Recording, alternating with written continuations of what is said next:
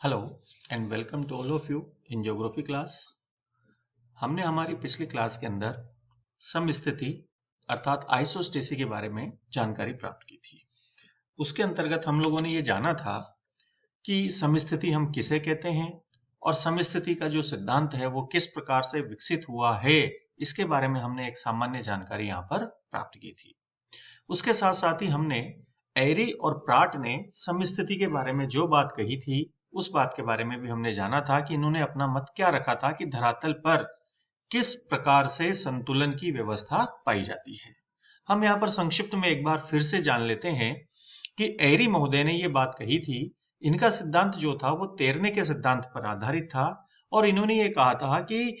किसी वस्तु के तैरने के लिए जिस प्रकार उसका एक भाग ऊपर रहने के लिए उसके 9 भाग को नीचे रहना आवश्यक होता है, जल के अंदर डूबा होना आवश्यक होता है, उसी प्रकार से धरातल पर संतुलन की स्थिति बनाए रखने के लिए जो भाग जितने ऊंचे होते हैं उनका 9 गुना भाग आंतरिक भाग के अंतर्गत अपनी जड़ रखता है, अर्थात वो सीमा के अंदर डूबा होता है। इन्होंने ये भी कहा था कि सभी धरातलीय भागों का घनत्व तो समान है, किंतु उनकी गहराइयों में अंतर पाया जाता है। जो भाग जितना ऊंचा होता है उसका उतना ही अधिक भाग गहराई में डूबा हुआ होता है और जो भाग कम ऊंचा होता है उसका भाग कम गहराई तक डूबा हुआ होता है, जिसके कारण से धरातल पर संतुलन की स्थिति पाई जाती है। वहीं प्राट ने इनसे भिन्न मत के रूप में अपनी बात स्पष्ट की। इन्होंने कहा कि धरातलीय भागों में घनत्व के अंदर अंतर पाया जाता है। पर्वतीय भागों का घनत्व जो है वो पठारों से कम होता है और पठारों का घनत्व मैदानों से कम होता है और मैदानों का घनत्व समुद्र तली से कम होता है। अर्थात ऊंचाई और घनत्व के अंदर उल्टा संबंध पाया जाता है। जो भाग जितना ऊंचा होता है उसका घनत्व उतना ही कम होता है, जिसके कारण से आंतरिक भाग पर एक रेखा के सहारे सभी का भार बराबर हो जाता है, जिससे कि वो संतुलन की स्थिति बनी रहती है। ये बात हमने इस डायग्राम के अंदर भी समझ सकते हैं कि एरी और प्राट ने जो मत रखे हैं कि एरी के अनुसार सभी धरातलीय भागों का घनत्व समान होता है किंतु गहराइयों में अंतर होता है।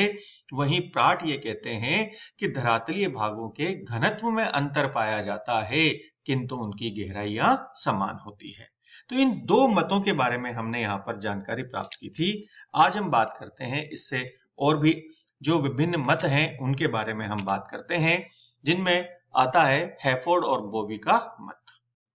हैफोर्ड और बोवी ने प्राट से मिलते जुलते ही मत का प्रतिपादन किया। इन्होंने कहा कि भूपृष्ठ के नीचे अलग अलग घनत्व के भाग विद्यमान हैं, किंतु धरातल के नीचे गहराई में एक ऐसा तल पाया जाता है जिसके ऊपर घनत्व में तो अंतर है किंतु नीचे की तरफ घनत्व समान होता है, जिसे इन्होंने समतोल तल अर्थात लेवल ऑफ कंपेंसेशन अर्थ या क्षतिपूर्ति तल के नाम से संबोधित किया।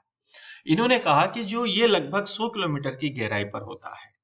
इस 100 किलोमीटर की गहराई वाले भाग के ऊपर जितने भी भाग होते हैं वो भाग अपने विभिन्न घनत्व से संतुलित होकर के यहाँ पर एक साथ रुक जाते हैं, जिससे कि समतोल तल पर उनका भार बराबर हो जाता है।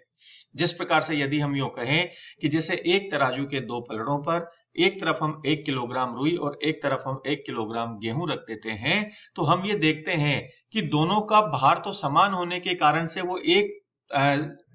एक रेखा के सहारे संतुलन की स्थिति में हैं, लेकिन उनके आकार में हमें काफी अधिक अंतर दिखाई देता है। तो वो भाग इन्होंने समतोल तल अर्थात क्षतिपूर्ति तल के रूप में कहा, जहां पर इन सभी धरातलीय भागों का घनत्व समान हो जाता है। वहीं जोली ने इससे बिल्कुल विपरीत बात कही। जोली ने यह बात कही कि व्यवहार के अंदर समतोल तल नहीं हो सकता। क्यों नहीं हो सकता? क्योंकि जो आंतरिक भाग है वो निरंतर सक्रिय रहता है। निरंतर सक्रिय रहने के कारण से आंतरिक भाग में जो विभिन्न प्रकार की भूगर्भिक क्रियाएं निरंतर चलती रहती हैं, ये उसे नष्ट कर सकती हैं। इसीलिए इन्होंने कहा कि समान घनत्व वाले क्षेत्र के नीचे 10 मील यानी कि 16 किलोमीटर मोटी परत होती है,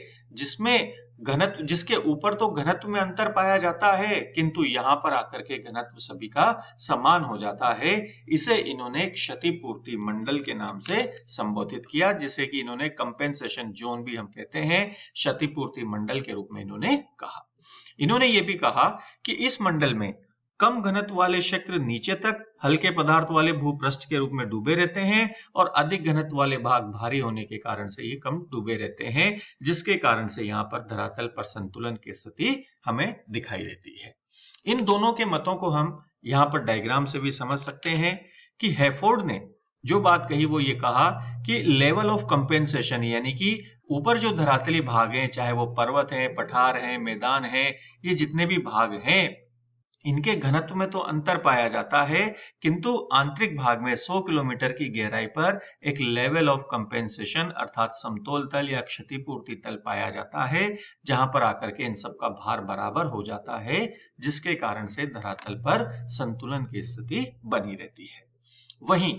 जोली जो बात कहते हैं वो ये कहते हैं कि समतोल तल व्यवहार में नहीं हो सकता। क्यों? क्योंकि आंतरिक क्रियाएं उसे कभी भी नष्ट कर सकती है। इसलिए इन्होंने ये कहा कि एक 16 किलोमीटर मोटी परत, जिसे कि इन्होंने जोन ऑफ कंपेंसेशन या कंपेंसेशन जोन या क्षतिपूर्ति मंडल के रूप में इसे कहा,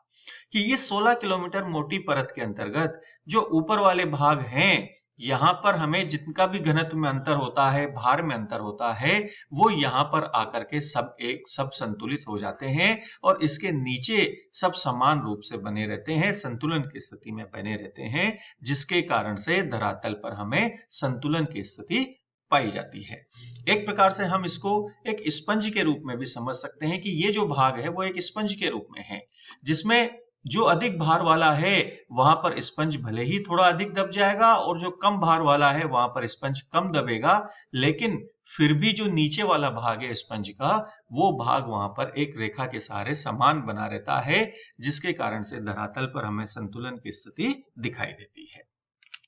इसी के साथ साथ होम्स ने भी अपनी विभिन्न प्रकार से बात कही। होम्स ने यह कहा कि उच्च भूभाग जो होते हैं ये हल्के पदार्थों से बने होते हैं। संतुलन बनाए रखने के लिए उनका जो अधिकांश भाग होता है वो भूपटल में गहराई तक डूबा हुआ होता है। यहाँ पर जैसा कि हम इस डायग्राम के अंतर्गत देख सकते हैं कि जो भाग जितने ऊंचे हैं वहां पर उतना ही भाग उसका गहराई तक डूबा हुआ है, और जो भाग कम ऊंचे होते हैं उनका कम भाग यहाँ पर डूबा हुआ होता है।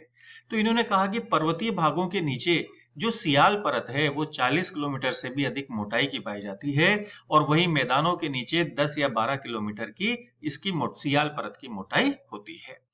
इस कारण से इन्होंने ये स्पष्ट किया कि भूपटल पर उच्च भूभाग इसलिए स्थिर हो जाते हैं क्योंकि उनके नीचे काफी गहराई तक कम सघन पदार्थ विद्यमान है, जिसके कारण से धरातल पर संतुलन बना रहता है। साथ ही साथ इन्होंने इस बात पर विशेष जोर दिया कि पृथ्वी पर यानी कि धरातल पर पूर्ण संतुलन या समस्थिति नहीं पाई जाती है, हमें केवल संतुलन की दशा जो है वो अवश्य दिखाई देती है, क्योंकि आंतरिक भाग निरंतर क्रियाशील रहता है और निरंतर क्रियाशील रहने के कारण से इसमें परिवर्तन हो सकता है। चूंकि भूगर्भिक प्रक्रियाएं एक लंबे समय का परिणाम होती है, इसलिए हमें अपने जीवन काल के अंतर्गत ये धरातलीय भाग स्थिर दिखाई देते हैं, संतुलित दिखाई देते हैं, लेकिन इनके आंतरिक भाग में निरंतर कहीं न किसी प्रकार की प्रक्रियाएं चलने के कारण से इनमें परिवर्तन होता रहता है। ये बात होम्स ने अपने मत के अंतर्गत कही है। तो हमने आज यहाँ पर बात की कि एरी ने क्या बात कही संतुलन की स्थिति के लिए, कि धरातली भागों का समान घनत्व होता है किंतु गहराइयों में अंतर होता है। वहीं प्राट ने यह कहा कि धरातली भागों में घनत्व में अंतर होता है किंतु वो एक रेखा के सहारे समान भार हो जाते हैं, क्योंकि धरातली भागों में जो भाग जितने ऊंचे होते हैं उसका घनत्व उतना ही कम होता है। वहीं हैफोर्ड और बोवी ने भी प्राट से मिलती जुलती बात ही कही कि एक रेखा के सहारे लेवल ऑफ कंपेंसेशन के सहारे सभी धरातली भागों का भार बराबर हो जाता है। तो वहीं जोली ने एरी से मिलती जुलती बात कह करके अपनी बात रखी और उन्होंने कहा कि धरातल पर व्यवहार के अंदर समतोल तल नहीं पाया जा सकता, उसके स्थान पर क्षतिपूर्ति मंडल अर्थात कंपेंसेशन जोन पाया जाता है, जो कि लगभग 16 किलोमीटर की मोटाई रखता है, जिससे धरातल पर संतुलन की स्थिति बनी रहती है। वहीं होम्स ने अपने मत के अंतर्गत कहा, इनका भी मत एरी से ही मिलता जुलता रहा है, कि जो भाग जितना ऊंचा होता है वो भाग नीचे की ओर उतनी ही गहराई तक डूबा हुआ होता है, और जो भाग कम ऊंचा होता है वहां पर सियाल परत उसकी कम मोटी पाई जाती है, जिसके कारण से धरातल पर हमें संतुलन की दशा दिखाई देती है। यदि हम बात करें अब वास्तविक रूप के अंतर्गत तो हम ये देखते हैं कि धरातल पर संतुलन की स्थिति किस प्रकार से बनी हुई होती है। ये इस तथ्य को हम इस विवरण से और इस डायग्राम से भली भांति जान सकते हैं कि जब किसी स्थान पर पर्वत श्रेणी का निर्माण होता है, जैसे ये यहाँ पर पर्वत श्रेणी है, तो पर्वत श्रेणी का निर्माण हुआ तो निर्माण होते ही उस पर अपर्दन की क्रिया प्रारंभ हो जाती है। अपर्दन की क्रिया जब प्रारंभ होती है तो ये डेन्यूडेशन ऑफ माउंटेन रेंज यानी कि इन पर अनाच्छादन, चाहे वो अपक्षय हो या अपर्दन के रूप में, ये भाग धीरे धीरे विघटित होने प्रारंभ हो जाते हैं। और जो मलबा होता है ये परिवहन के माध्यम से, विभिन्न माध्यम जो भी हो परिवहन के, चाहे वो प्रवाहित जल हो, चाहे वायु हो या और कोई जो भी हो, उसके माध्यम से ये भाग धीरे धीरे सागर में जमा होने लग जाते हैं, जिसके कारण से सागर तली जो होती है ये भारी होने लग जाती है निक्षेप के कारण से, और पर्वतीय भाग हल्के होने लग जाते हैं क्योंकि यहां से जो मलबा है वो लगातार हट रहा है, जिसके कारण से इन दोनों भागों के मध्य असंतुलन की स्थिति उत्पन्न हो जाती है। अब असंतुलन की स्थिति उत्पन्न हो गई, अर्थात पर्वतीय भाग जो है ये हल्के हो गए, अर्थात इनके क्षयित होने से उनका दबाव कम हो जाता है, जिससे इनमें उठाव होने लग जाता है, ये भाग ऊंचे की ओर उठने लगते हैं। वहीं सागर तली जो है वो नीचे की ओर धंसने लगती है। तो इन दोनों जगहों पर जो ये दबाव का जो अंतर होता है, इसके कारण से अधः स्तर यानी कि जो सब स्ट्रेटम है उसमें भारी पदार्थों का हल्के पदार्थों की ओर बहाव प्रारंभ हो जाता है, और इस प्रकार से ये बहाव वापस यहां से प्रारंभ हो जाता है, जिससे पदार्थों की आंतरिक भाग के अंदर स्थानापूर्ति होती रहती है और धरातल पर संतुलन की व्यवस्था बनी रहती है। तो अर्थात धरातल पर देखा जाए तो ये बात बिल्कुल स्पष्ट है कि संतुलन की स्थिति नहीं बल्कि संतुलन की दशा पाई जाती है, क्योंकि आंतरिक भाग की विभिन्न प्रक्रियाएं और धरातलीय भाग की जो अपक्षय और अपर्दन है या आंतरिक भाग में पदार्थों का जो भाव है, ये प्रक्रियाएं निरंतर जारी रहती हैं, जिसके कारण से हमें धरातल पर संतुलन की स्थिति दिखाई देती है। तो हमने इस विषय के अंतर्गत ये जाना कि समस्थिति क्या होती है और इससे जुड़े हुए विभिन्न मत किस प्रकार से अपनी विचार रखते हैं, इनके बारे में हमने आज यहाँ पर जानकारी प्राप्त की है। अब अगले विषय में हम अपनी अगली क्लास के अंदर जानकारी प्राप्त करेंगे। Thank you very much.